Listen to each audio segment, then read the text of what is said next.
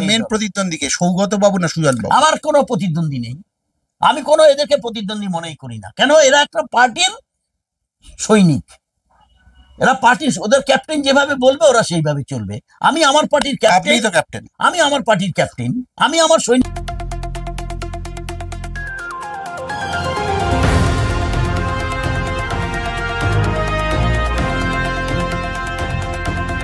কেউ কথা রাখেনি, কেউ কথা রাখে না। নির্বাচন এলেই সেই গানটা যেন ফিরে ফিরে আসে, যে হচ্ছে ভোটের আগে मैंने प्यार किया, ভোটের পরেই हम आपके हैं कौन। ফলে নির্বাচন মানে কিন্তু একটা অদ্ভুত লড়াইয়ের গল্প, যে লড়াইয়ে অনেক নতুন মুখও আস্তে আস্তে উঠে আসেন আমাদের সামনে, অনেক নতুন রাজনৈতিক পার্টি উঠে আসে আমাদের সামনে। সেরকমই এক রাজনৈতিক ব্যক্তিত্ব সুব্রত ভৌমিককে নিয়ে আমরা আজ কথা বলবো। তিনি তার 66 বছর বয়সে একটা রাজনৈতিক পার্টি তৈরি করেছেন, যার নাম হলো মেরা ভারত মহান পার্টি। ফলে প্রথমেই সুব্রত বাবু আপনাকে স্বাগতম। নমস্কার। সুব্রত বাবু, প্রথমে একটা কথা বলি, একটা অপ্রিয় প্রশ্ন দিয়েই শুরু করি। এই মেরা ভারত মহান পার্টি কি আসলে বিজেপির কোনো আউটফিট? নো, এখানে কোনো বিজেপি নয়, এখানে কোনো সিপিএম নয়, এখানে কোনো কংগ্রেস নয়, এখানে কোনো তৃণমূল নয়, এবং সারা ভারতবর্ষের যে আরো আঞ্চলিক দল আছে এবং যারা আরো ছোট ছোট যে পার্টি আছে তাদের সাথে এটার কোনো সম্পর্ক নেই, কোনো রিলেশন নেই, কোনো রকম কোনো যোগাযোগ নেই। একমাত্র পার্টি মেরা ভারত মহান পার্টি, যে পার্টিটা সারা ভারতবর্ষ থেকে তৈরি হয়েছে 100 লোকের সাপোর্টিং নিয়ে, যে পার্টিটার দলমত নির্বিশেষে সুব্রত ভৌমিক যিনি নাম বললেন সেই পার্টির প্রেসিডেন্ট। এবং এই পার্টিটা তৈরি করতে পশ্চিমবঙ্গ থেকে, দুর্গাপুর থেকে, পশ্চিমবঙ্গের দুর্গাপুর, কলকাতা, সোদপুর, বিহার থেকে, উত্তরপ্রদেশ থেকে, দিল্লি থেকে, মধ্যপ্রদেশ থেকে এবং পাঞ্জাব, হরিয়ানা এবং সাউথ ইন্ডিয়া, সমস্ত ভারতবর্ষ থেকে লোককে কালেকশন করে 100 লোক জোগাড় করে তাদের নর্মস নিয়ে সমস্ত কিছু আয়ুক্ত দপ্তরে, নির্বাচন আয়ুক্ত দপ্তরে যা যা স্ক্রুটিনি করার পরে যা যা পেপারস প্রয়োজন হয় সমস্ত পেপারস দিয়ে এই পার্টিটাকে ফর্ম করেছেন আমাদের বিশিষ্ট এবং আপনাদের সহকর্মী, সহযোগী প্রত্যেকের দল। এই দলটার মনোনীত প্রার্থী দমদম লোকসভা কেন্দ্রের প্রেসিডেন্ট মেরা ভারত মহান পার্টির সুব্রত ভৌমিক। আমি আপনাদের সামনে বক্তব্য রাখছি। হ্যাঁ, আমরা ইন্টারভিউ রয়েছি। যাই হোক, যেটা হচ্ছে আপনাদের প্রতীক বা নির্বাচনী চিহ্নটা হচ্ছে আপেল। তো apple, one apples a day keeps doctor away. Yes. কিন্তু ভারতবর্ষের বেশিরভাগ মানুষের কাছে পূর্ণিমার চাঁদ যদি ঝলসানো রুটির নাম হয়, আপেল খাওয়া একটা দুঃস্বপ্নের জায়গা। এক্স্যাক্ট। দমদমেও প্রচুর লোক আছেন যারা জীবনে হয়তো আপেলও খেতে পারেননি, কোনোদিন বাড়ির ছাদেও উঠতে পারেননি। ফলে ডাউন টোডেন মানুষে ভর্তি, ঠিক করছে দমদমে, ছাদে উঠতে পারেননি এই কারণে তাদের বাড়িতে ছাদই নেই। রাইট। তাহলে এই গরিব মানুষদের জন্য আপনার কি করার কর্মসূচি রয়েছে? দেখুন, এই যে আপনি বললেন না ডক্টর সাহেব আপেল কথাটা, ঝলসানো রুটি যেন এই চাঁদ, পূর্ণিমার চাঁদ, এই যে কথাটা, এটা পূর্ণিমার চাঁদকে কিন্তু ভারতবর্ষে কেন সারা পৃথিবীর লোক দেখতে পায়। আপেলটা কোথায় জন্মায়? ভারতবর্ষের কাশ্মীরে আর সিমলা প্রদেশের কিছু অংশ। তা আপনি চিন্তা করুন, আমরা ভারতবর্ষের পশ্চিমবঙ্গে, কোথায় কাশ্মীর আর কোথায় ভারতবর্ষের পশ্চিমবঙ্গ এবং অন্যান্য স্টেট, সেখানে তো আপেল এমন একটা জায়গা যে সবাই খাওয়ার মতন পরিস্থিতি আসে না। কিন্তু আমাকে কেন দেওয়া হয়েছে? যে আমি এই মেরা ভারত পার্টিটা যেন প্রত্যেকের ঘরে ঘরে আপেল পৌঁছতে পারি। আপেল মানে আপেল নয়, আপেল মানে আপেলের মতন একটা মানুষের স্বাস্থ্য, মানুষের শিক্ষা, মানুষের বাসস্থান, মানুষের কর্মস্থল যেন সমস্ত কিছু একটা। আমাদের এখানে অন্য অভিজ্ঞতা, আমাদের এখানে নেতার বাড়িতে আপেল পৌঁছয়, জিতলে হারলেও পৌঁছয়, কিন্তু জনগণের কাছে আর আপেল পৌঁছয় না, কর্মীদের কাছেও আপেল পৌঁছয়। যেহেতু উনি নেতা, মানুষ ওনাকে জানে নেতার কাছ থেকে। আপনি কোথায় ডিফারেন্ট? আমি ডিফারেন্ট, আমি তো নেতা নই, আমি নেতাও নয়, এমপি নয়, এমএলএ নই, আমি পার্টির ফাউন্ডার, পার্টির প্রেসিডেন্ট, যেটা আমাকে সারা ভারতবর্ষ থেকে তৈরি করেছে। শুনুন, নেতা, এমএলএ, এমপি আর প্রেসিডেন্ট এক করে দেবেন না। কেন দেবেন না? সবাই প্রেসিডেন্টের সেই সম্মান, যোগ্যতাও বা সেটা অর্জন করতে পারে না। একমাত্র মানুষ তাকেই দেয় তার যোগ্যতা সম্পন্ন এবং সারা ভারতবর্ষের জন্য যে চিন্তা করবে, এবং যে দলটা তৈরি করেছে, যে দলের মানুষ আমাদেরকে, আমার পার্টিতে আছেন, তারা ভেবেছেন না উনি আমাদের জন্য কিছু করবেন। সেই কারণে ওই দলটা আমাকে প্রেসিডেন্ট একটা একটা বাংলা ছড়া আছে সুকুমার রায়ের, হ্যাঁ খাচ্ছিল তাঁতি তাঁত বুনে, কাল হলো তার এরে গরু কিনে। রাইট রাইট 66 বছর বয়স বলছেন আপনার, তার মানে আপনি সিনিয়র সিটিজেন। রাইট আমাদের বাবাদের বয়সের কাছাকাছি, এক দু বছরের ছোট বা এক বড়, রাইট সেই রকম জায়গা থেকে আপনার আজকে হঠাৎ 66 বছর বয়সে মনে হলো কেন যে আপনি রাজনীতিতে আসবেন, রাজনৈতিক দল তৈরি করবেন? শুনুন, আপনারা একটা বাঞ্ছারামের বাগান বলে একটা পড়েছিলেন না ছবি, ছবি দেখেছিলেন? বাঞ্ছা মরে গেছে, বাঞ্ছা মরে, কিন্তু বাঞ্ছার ছেলে গেল, নাতিও বলে বুড়োটা মরে না কেন? কারণটা কি? বয়সটা ফ্যাক্টর নয়, মানুষের মানসিকতা, মানুষের কর্মঠ, যে মানুষ যা মনের মধ্যে থেকে মানুষকে জাগাতে পারবে, যে কিছু দিতে পারবে না, এই লোকটাকে ধরলে আমরা কিছু ভারতবর্ষ থেকে কিছু সংস্থা পেতে পারি। যে জিনিসটা আমাদেরকে, এই যে আজকে প্রত্যেকটা মানুষ কিভাবে দিচ্ছে বলুন তো? সেন্ট্রাল গভর্নমেন্ট বলছে আমার 2000 চাকরি, 2000 কোটি চাকরি হয়ে গেছে, 2000 চাকরি। না, সেন্ট্রাল গভর্নমেন্ট আরো ভয়ঙ্কর কথা বলেছে। 2014 তারা নির্বাচনী ম্যানিফেস্টো বলেছিল বছরে 2 কোটি চাকরি, এবং প্রতি ঘরে নাকি 15 লাখ পৌঁছে যাবে। তাহলে 10 বছরের মধ্যে 20 কোটি চাকরি হয়েছে দেখান তো। ওরা নিজেই বলছে তো হয়নি, বলছে জুমলা হয়েছিল ওটা। হ্যাঁ, এটা কি নির্বাচনী জুমলা? এই যে আমি একটা সেন্ট্রাল গভর্নমেন্ট থেকে রিটায়ার করেছি, আমি কি দেখেছি আমার ডিপার্টমেন্টের চাকরি তো নেই। কি করে? আমেরিকার মতন। কিরকম আমেরিকা? ওরা কোনো ইঞ্জিনিয়ার বলুন, ডাক্তার বলুন, কোনো উকিল বলুন, যে কোনো প্রফেশনে যে যা আছে, ওদেরকে প্রথমে একটা 2 বছরের জন্য এগ্রিমেন্ট পেপার সই করে। কি সই? আপনার ধরুন আমি একটা লেবার, আমাকে সই করলো যে আমি তোমাকে 200 কোটি টাকা দেবো। আপনি একটা ইঞ্জিনিয়ার, আপনাকে সই করালো, আপনাকে আমি বছরে এই এত এত এত হাজার টাকা বা এত লাখ টাকা একটা প্যাকেজ, 4 লাখ 5 লাখ প্যাকেজ। তা আজকে ভারতবর্ষ সেই প্যাকেজি সিস্টেমে চলে এসছে, কিন্তু এরকম তো ছিল না।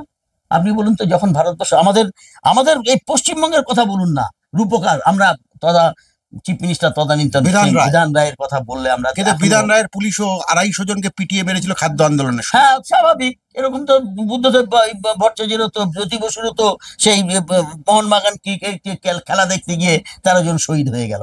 সেই শহীদ এখন যে বর্তমান সরকার আছে চালাচ্ছে, নন্দীগ্রামে গুলি করে দিচ্ছে। এগুলো করতে গেলে তো এগুলো হয়, ওরা তো বলে এগুলো হয়েই থাকে, কিন্তু সেটা তো হচ্ছে না। মানুষের যে প্রাণগুলো চলে গেল তাদের নাম কে দেবে? সেটাই তো, সেই জন্যই তো মেরা ভারত মহান আসছে, যে প্রাণগুলো না যায়। একটা মানুষ যখন জন্ম হয়, তার মৃত্যুটা তোমার হাতে নয়। যে জন্ম হচ্ছে, যে জন্ম করাচ্ছে, তার মৃত্যুটা ঈশ্বরের হাতে। ঈশ্বর যখন চাইবে সেই মানুষকে তখন সে নেবে। তুমি কাতে মারতে পারো না, সেই রাইট, সেই ক্ষমতা, সে অধিকার তোমাকে দেয়নি। তোমাকে অধিকার দিয়েছে। তুমি একটা, যেহেতু আমাদের গণতান্ত্রিক দেশ, ডেমোক্রেটিক কান্ট্রি, আমাদের রাইট আছে। আমি ভোট দেবো, ভোটের মাধ্যমে আমি সরকার তৈরি করব। সেই সরকার প্রত্যেকটা শিক্ষিত বেকার, শিক্ষিত বেকারত্ব যারা আছে, যেসব মায়েদের পেনশন হয় না, যেসব ছেলেমেয়েরা শিক্ষিত হয়ে চাকরি পায় না, যে সমস্ত গরিব ঘরের যাদের কোনো সংস্থা নেই, তাদেরকে কি বলছে? আমি লক্ষ্মী ভান্ডার দিচ্ছি। আরে লক্ষ্মী ভান্ডার কার? লক্ষ্মী ভান্ডার আমি চাকরি করেছি, আমি ট্যাক্স দিই, তার মাধ্যমে আসে। আবগারি সংস্থা বলে একটা ডিপার্টমেন্ট আছে, সেটা দিল্লি থেকে হয়, সেখান থেকে টাকা এসে তাদেরকে দেয়। এবং সেটা কি করবে? আজকে যদি ঠিকভাবে পরিচালনা করে, পশ্চিমবঙ্গে এখনো শস্য ফলাতে পারে, মানে সোনার ফসল ফলিয়ে দিতে পারে। অনেকদিন আগে কবি লিখেছিলেন না, রামপ্রসাদের গান, এমন মানব জমিন রইল পতিত, আবাদ করলে ফল তো শোনা, মন রে তুমি কৃষি কাজ জানো না। যাই হোক, সেই মনের কৃষি কাজের জায়গায় আমরা যাব। আপনি প্রথমেই যে আত্মপ্রকাশ করলেন একদম টেস্ট ম্যাচে, রাইট, প্রথমেই টেস্ট ম্যাচে, কিন্তু এর আগে আপনি রঞ্জি খেলেননি। এর আগে কখনো রাজনীতির সাথে যুক্ত হয়েছিলেন? আমি রাজনীতি এমনি সার্ভিস জীবনে করেছি। তখন কাকে সমর্থন করতেন? ওই কখনো দেখেছি ওদেরকে সমর্থন বলে আমার কিছু ছিল না। আমি দেখতাম যে চিটিংবাজি কথা বলে, মিথ্যে কথা বলে, ওই করবো দৌড়। নিজের কাজ করে গেছি, মাস গেলে মাইনে পেয়েছি, রিটায়ার হয়েছি, যা পেয়েছি এখন সবাইকে নিয়ে একটা বাড়ির লোকজনকে আপনাকে সমর্থন করছে? আপনার 100 বার কেন সমর্থন করবে না? তারা আমার সমস্ত ইয়েগুলো দেখছে, আমার প্রেস কনফারেন্স দেখছে, আমার যে বাড়ির মধ্যে সমস্ত প্রতিদিন আমার যে প্রচার চলছে, প্রচারের মাধ্যমে তারা আসছে, তারা সব দেখে বলছে, না দাদা তুমি এগিয়ে যাও। আমার মিসেস বলছে না, তুমি সবাই তাই বলে, দাদা তুমি এগিয়ে যাও, আমরা তোমার পেছনে আছি। দাদা গাড়ি চড়ে আর ওরা পেছনেই থেকে যায়। না, পেছনে থাকবে না তো, কেন পেছনে থাকবে? তাদেরকে পেছনে রাখা হয়, তারা প্রথমে মিশে যায়। তাহলে আপনাদের কর্মীর সাথে একটু কথা বলি। সাহেব, আপনাকে আমি বলি, সাংবাদিক বাবু, প্রথমে কি করে জানেন তো? দেবাশিস সাংবাদিক। হ্যাঁ, দেবাশিস বাবু, আমি আপনাকে বলি, প্রথমে কি করে জানেন তো? পার্টিরা প্রথমে তাদের সাথে মিশে যায়। যে মিশে যাওয়ার পরে দেখুন ওদেরকে জিতিয়ে দিল, তারপর কিন্তু সেই মেশাটা হয় না। আপনার কাছে কোনো পার্টি একবার নমস্কার করবে, একবার প্রথমবার আপনার কাছে গিয়ে হাত জোর করে করে আমাকে নমস্কারটা খুব স্টাইলিশ হয়েছে। হ্যাঁ স্টাইলিশ হয়েছে। এবার কি হবে জানেন তো, যেই আপনি জিতিয়ে দিলেন এবার 5 বছর তারা আপনার কাছে হাত জোর করবে। ভোটের আগে मैंने प्यार किया, ভোটের পরে हम आपके हैं कौन। একদম পেয়ার কিয়া তখন কোথায় যে জানলা দিয়ে পালিয়ে যায়। আচ্ছা আপনি একটু আসুন, তখন জানলা দিয়ে পালিয়ে যায়, আর তখন আহম আপকা হায় কোন, তখন তো একটু আসুন তাড়াতাড়ি। আপনার নামটা? শঙ্কর প্রসাদ সেন। একটু দাঁড়িয়ে একটু মুখের দিকে নিচু হন।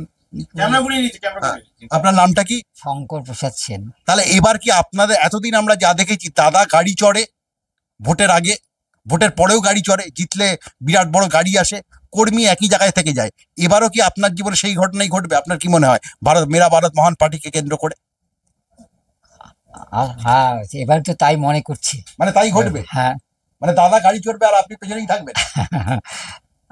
আশা তো করছি যাতে উন্নতি হয়, উন্নতিটাই চাইছি আমি।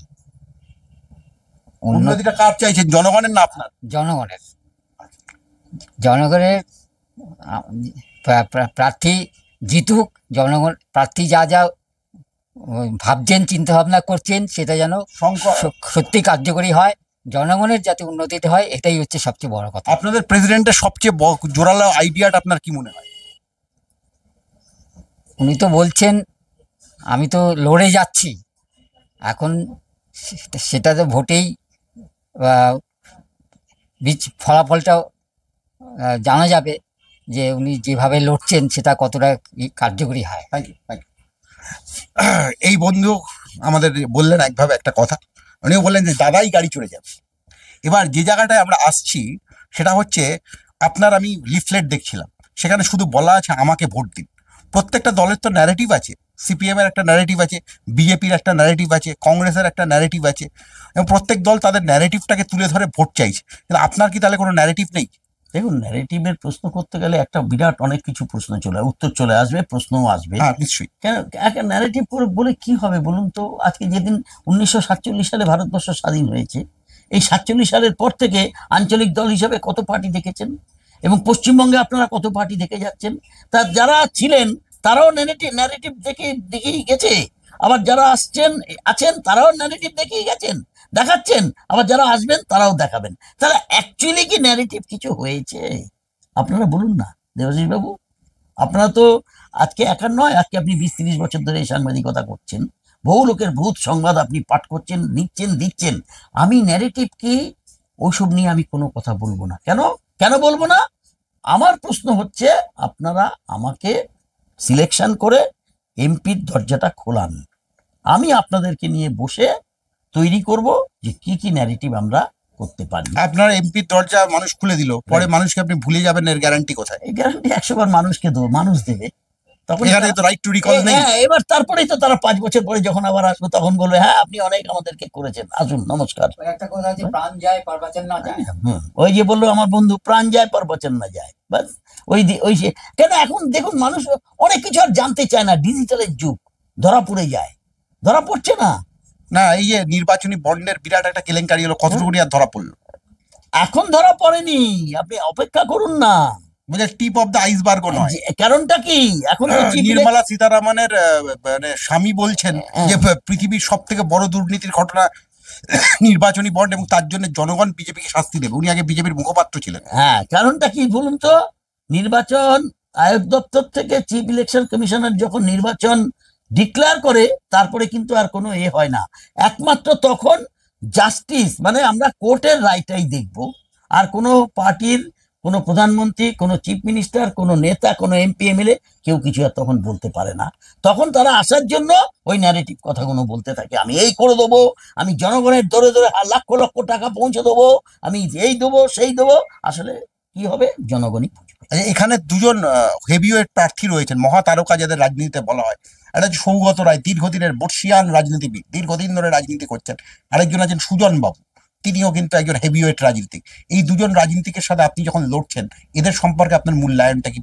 এই এরকম একটা লড়াইয়ে, দমদমের মতো একটা জায়গার লড়াইয়ে আপনার মূল্যায়নটা কি? হ্যাঁ, সুজন বাবুর কথা বলছেন, উনি তো নতুন এসছে এখানে, ও তো ডায়মন্ড হারবারের লোক ছিলেন, দক্ষিণ 24 পরগনা থেকে দাঁড়াতেন। তা দক্ষিণ 24 দাঁড়ায় উনি একজন এমপি একবার হয়েও ছিলেন, কি করেছেন ওখানকার লোক বলুন না। তা ওখান থেকে উনি আবার এখানে কি করতে এলেন? আমি তো ভূমিপুত্র, আমি দমদমবাসীর সোদপুরের ভূমিপুত্র। কিন্তু সব ভারতীয় সংবিধান বলছে যে কোনো জায়গা থেকে যে কোনো জায়গায় লড়তে দাঁড়াতে পারে, পারে। দাঁড়াতে পারে, দাঁড়াচ্ছে, অসুবিধা কি আছে, দাঁড়ান। হুম। আর সৌগত বাবু উনি কংগ্রেস সিপিএম তৃণমূলের হয়ে দুবার লড়ছেন, দুবার উনি জিতেছেন।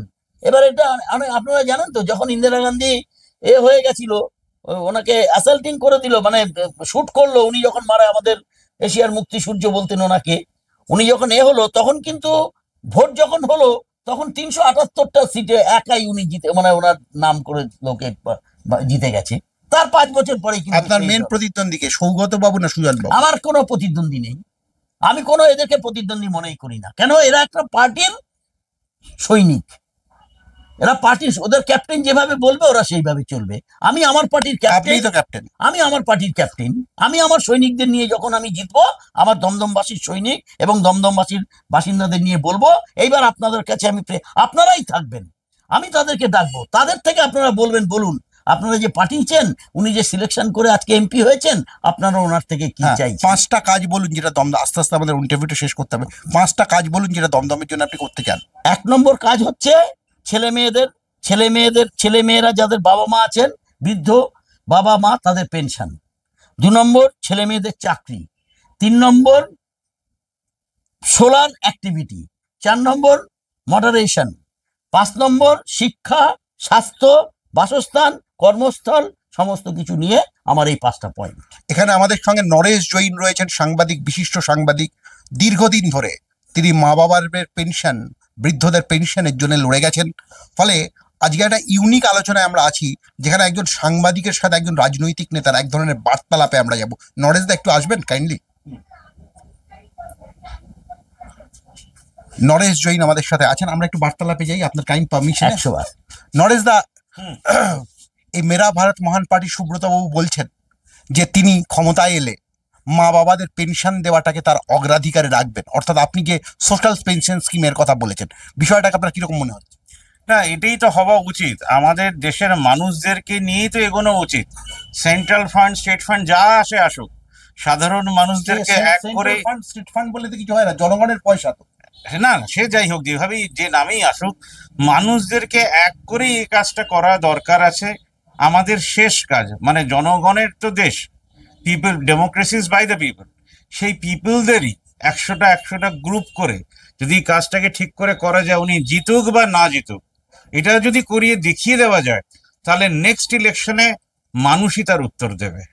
আপনার কি মনে হয় যে এই যে পেনশন দেওয়ার, মায়েদের পেনশন নিয়ে, সোশ্যাল পেনশন স্কিম নিয়ে নরেশ দা দীর্ঘদিন ধরে লড়েছেন, এই সামাজিক আন্দোলনটা আপনি করে তুলতে পারবেন এমপি হলে? দেখুন, নরেশ দা পশ্চিমবঙ্গের মধ্যে 1 নম্বর সাংবাদিক, এবং এবং ওনার কথার গুরুত্ব আছে, এবং ওনার ওই কথার জেট টেনে এই মেরা ভারত মহান পার্টি আপনাকে কথা দিচ্ছে প্রত্যেকটা ছেলে মেয়ের মা বাবারা পেনশন পাবে, সেই ব্যবস্থা, সেই সাংগঠনিক ব্যবস্থা এবং সেই অ্যারেঞ্জমেন্টটা এই মেরা ভারত মহান পার্টি সুব্রত ভৌমিক প্রেসিডেন্ট আপনাদের কাছে কথা দিয়ে যাচ্ছে।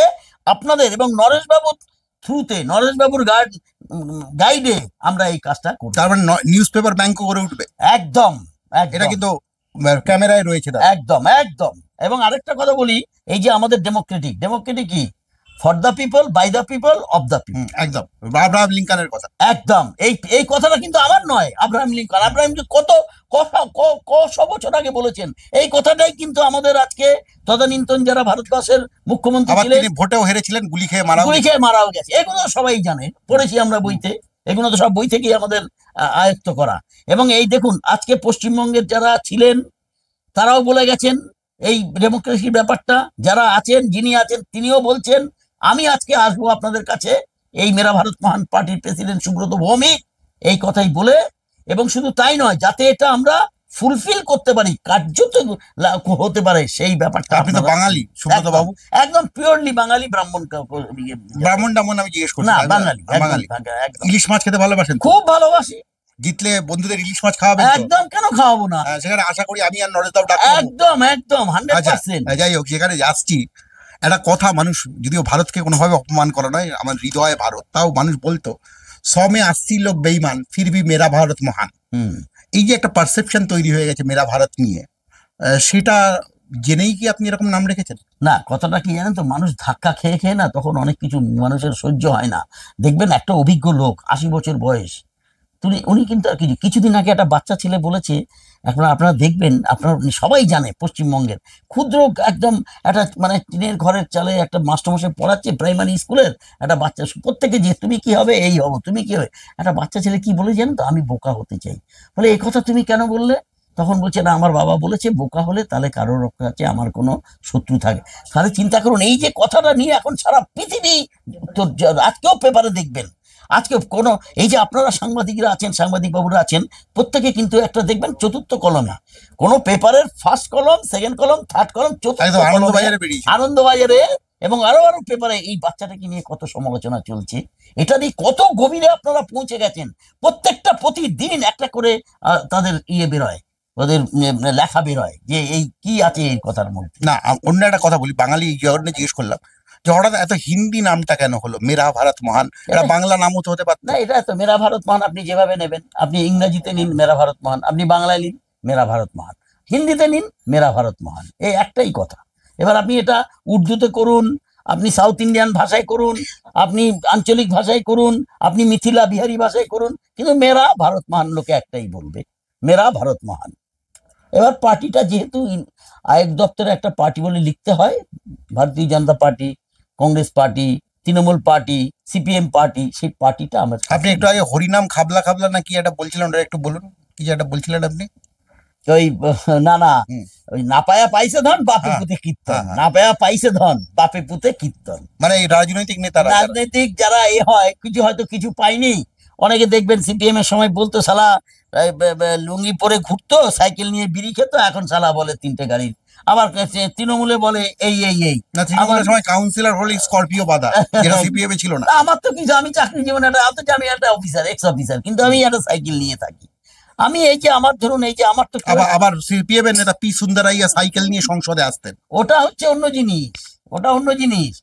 ওই সাউথের অনেক ব্যাপার আছে, সাউথে আপনি পি সুন্দরাইয়া সিপিএম এর সাধারণ সম্পাদক ছিলেন। হ্যাঁ পি সুন্দর সিপিএম এর সাধারণ সম্পাদক ছিলেন, সেটা একটা উনি ওনার সাউথে ওনার মতো উনি সাইকেল নিয়ে আসতে, এটা নয়, ওনার যে ওনাদের অসাধারণ তাত্ত্বিক, অসাধারণ বক্তা, ওনাদের যে যেখান থেকে ওনারা দেবেন তেলেঙ্গানা, যেটা এখন হায়দ্রাবাদ থেকে তেলেঙ্গানা হয়, এবং আমাদের প্রেসিডেন্ট ছিলেন এবং আমাদের বৈজ্ঞানিক ছিলেন আব্দুল কালাম। উনিও কিন্তু ওনাদের তারও আগে চলে যান। ওদের কিন্তু প্রত্যেকের একটা ইডিওলজি আছে, ওরা কিন্তু সাধারণভাবে থাকতে চায়। আমি আপনাকে বলছি, আমি যখন ঈশ্বর যদি চায়, আমাদের জনগণ যদি চায়, দমদমবাসীর যদি লোকেরা চায়, আমি কিন্তু নর্মালভাবেই জীবনযাপন করব। আমার স্করপিও গাড়িও দরকার নেই, আমার কোনো রকম কোনো প্রয়োজন নেই। আমার যা আছে ওটা দিয়ে আমি অনেক কিছু, হাই লিভিং প্লেন থিঙ্কিং, একদম high living plain living high thinking, plain living high thinking, plain living high thinking, এই কথা, এটা হচ্ছে আমাদের আদর্শ।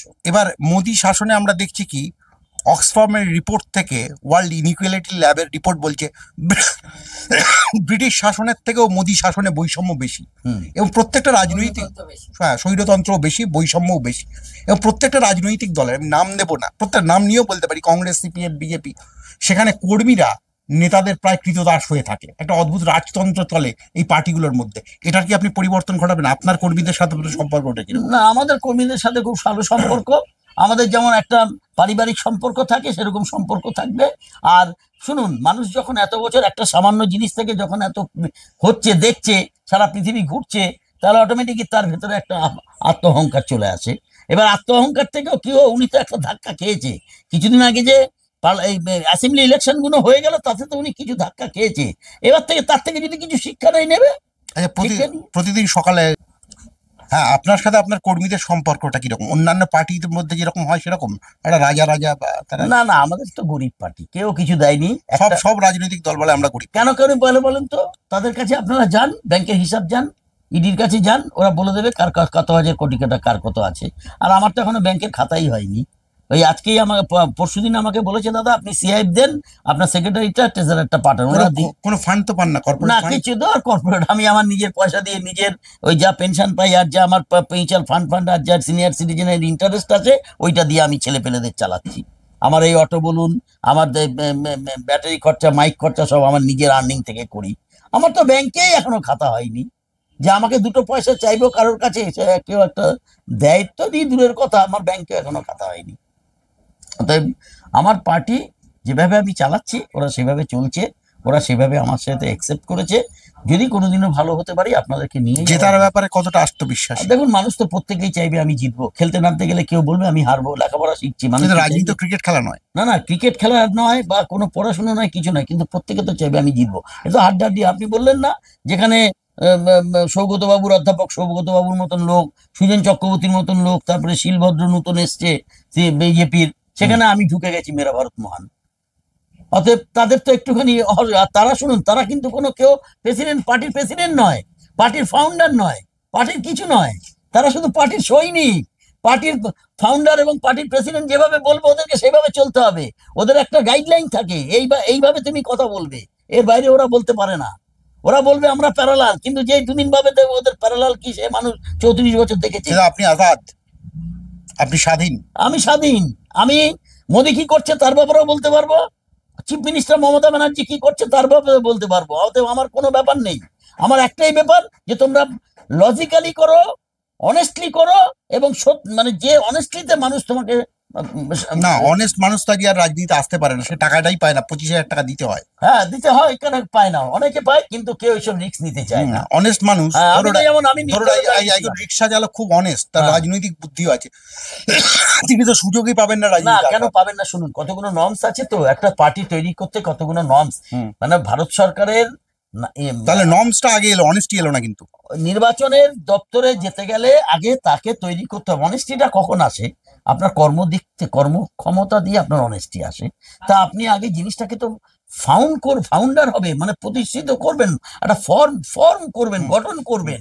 তাই গঠনটাই যদি না হলো আপনার অনেস্টিটা তো আসে না। এবার শেষ প্রশ্ন আজকের মতো। প্রতিদিন তো অনেক মানুষের সাথে আপনি মিশছেন, 100 বার তাদের জীবনের কথা আপনি শুনছেন, 100 বার। তাই নীল আকাশের নিচে এই পৃথিবীর ওপর এই নীল আকাশ তুমি দেখেছো কি? তুমি দেখেছো কি মানুষের কান্না তারায় তারায় বাজে? মানুষের কোন কান্নাগুলো আপনাকে সবচেয়ে বেশি ভাবাচ্ছে? মানুষের কান্না বলে এখন কিছু নেই, মানুষের হৃদয়টা মুছে গেছে, মানুষের চোখের জল মুছিয়ে দিয়েছে। এই সমস্ত যা দেখছে না, ধরুন আমার মতন যারা বয়সী বা আমার থেকে যারা সিনিয়র, ওরা একরকম দেখে এসছে। আমরা দেখেছি যারা কংগ্রেসে ছিল চিফ মিনিস্টার, তাদেরকে আমরা দেখেছি, সিপিএম এর যিনি চিফ মিনিস্টার ছিলেন ওনাকে, আর এখন যিনি আছেন তাকে লোকে দেখছে। তা ওদের সাথে যখন আপনি কম্পেয়ার করবেন, আপনি বলুন না, বিধানচন্দ্র রায় চিফ মিনিস্টার ছিলেন, ওনার লাস্টে জামাটাও পার্টি অফিসে দিয়ে গেছে। তা ওদের বলুন তো কি আছে?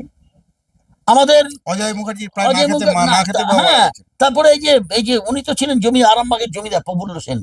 লাস্টে একটা সিপিএম ঘরও দেয়নি, একটুখানি ঘর দিয়েছে, 7 ফুট, এই 4x4 না 5x5 একটা ঘরের মধ্যে জীবন, অথচ উনি আরামবাগের রাজা, মানে জমিদার ছিলেন। তারপরে যাই হোক, আর কত এসব বলো, আমি মানে বিশেষ ইয়েতে আমি যাব না। মানুষ দেখেছে, মানুষ বুঝছে, আমরাও বুঝেছি।